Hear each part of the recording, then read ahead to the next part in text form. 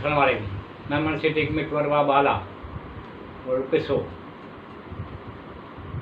एहसान भलाई नसीब भाग अकुल मसरूर शादाबाद पार्ट नंबर 15।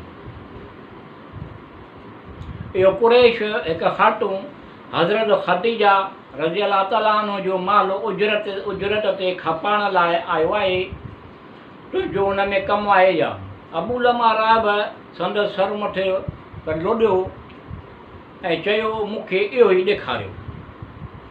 उन्हनि माण्हुनि चयो त उनखे बाज़ार बसरा में छॾियो हुयो। इन्हनि ॻाल्हियुनि में हुयो त हज़रत सल्लल्लाहु अलैहि वसल्लम जिन अचनि पिया उनखे ॾिसण में आयो। जॾहिं उनजी निगाह हज़रत सल्लल्लाहु अलैहि वसल्लम जिन ते पई उन्हनि माण्हुनि खां अॻु में चयाईं हा इहो ई आहे ऐं हज़रत सल्लल्लाहु अलैहि वसल्लम जिन खे अकेलाईअ में वठी वियो।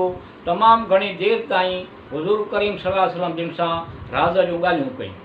पोइ हुज़ूर करीम सल्लल्लाहु अलैहि वसल्लम जिन जे ॿिन्ही अखियुनि जे विच ते चुमी ॾिनई ऐं कहिड़ी शइ कढियईं चाहियईं त हुज़ूर करीम सल्लल्लाहु अलैहि वसल्लम जिन खे ॾे, पर हुज़ूर करीम सल्लल्लाहु अलैहि वसल्लम क़बूल कोन फरमायो। इहो राइब हुज़ूर करीम सल्लल्लाहु अलैहि वसल्लम जिन खां अलहदा थी उन्हनि माण्हुनि वटि आयो ऐं चयो मुंहिंजी नसीहत ॿुधो, हिन जे दामन सां वाबस्ता थी वञो ऐं हिन जी फरमाबरदारी करियो, छो त हीउ जवान पैगम्बर जो ऐलान करे बिला तामुल उन जी पैरवी करियो। वरी पुछियो त हिन जो चाचो अबू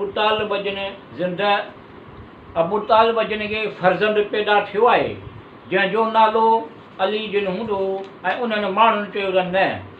राइब चयो त या त पैदा थी चुको आहे या पैदा थियण ते वेझो आहे, अनकरीब पैदा थींदो।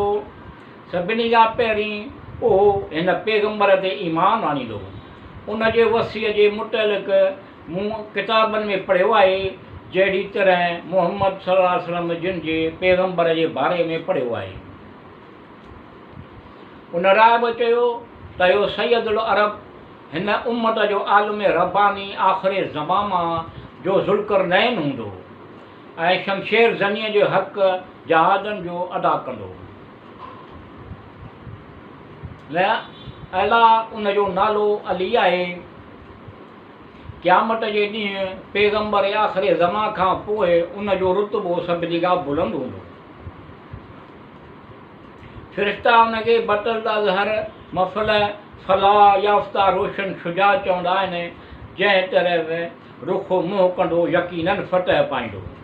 इहो तव्हांजे पैगम्बरनि जे असहाब रज़ी अल्लाह ताला अन्हा जे आसमान ते सिज खां ज़्यादा वधीक मशहूरु आहे। मनक़ूल आहे त हज़रत सल्लल्लाहु अलैहि वसल्लम जिन जे बहस खां 30 साल पहिरीं मके में सैलाब आयो ऐं कैबे जूं भितियूं फाटी पयूं, नंढियूं थी वियूं ऐं चोर सोन जो हरण चोराए खणी विया। कुरैशनि जो इरादो हुयो त भितियूं बिल्कुलु ढाहे नईं सईं तमीर करियूं, कैबे जी चौड़ाई ज़्यादा घणी करियूं, पर ख़ौफ़ थियनि ॾिना त मटां पाहोड़ो उनखे हणण सां का मुसीबत न अची वञे। वलीद बिन मुग़ीरा चयो आउं खोटियां थो, अगरि ख़ुदा असांजे उन इरादे मां ख़ुशि आहे त का बि मुसीबत कान ईंदी। अगरि असांजे फ़ैल मां राज़ी कोन्हे त उन मुसीबत जी अलामत ज़ाहिर थींदी त असीं कैबे खे मौजूदु हालति में ई छॾे ॾींदासीं।